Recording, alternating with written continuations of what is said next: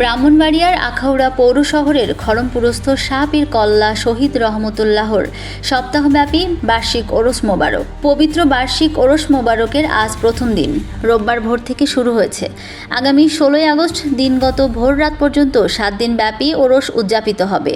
ওরস উপলক্ষে প্রতিদিন সন্ধ্যায় জিকির, মিলাদ মাহফিল ও দোয়া অনুষ্ঠিত হয়। 14ই আগস্ট দিবাগত রাত 12টায় বিশেষ দোয়া অনুষ্ঠিত হয়। এদিকে ওরসকে কেন্দ্র করে মাজার এলাকায় খেলার মাঠে মেলা বসেছে। মেলায় বাঁশ, বেত, কাঠের বিভিন্ন জিনিসপত্র বিক্রি হয়। এছাড়াও কসমেটিক্স, প্লাস্টিক পণ্য, খেলনা বিক্রি হয়।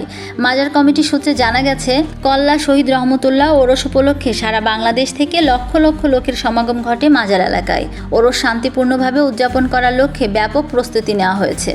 মাজার এলাকার নিরাপত্তায় পুলিশ সহ বিভিন্ন আইনশৃঙ্খলা বাহিনীর নিয়োজিত থাকবেন। পাশাপাশি খাদেম স্বেচ্ছাসেবক সদস্যরা দায়িত্ব পালন করবে।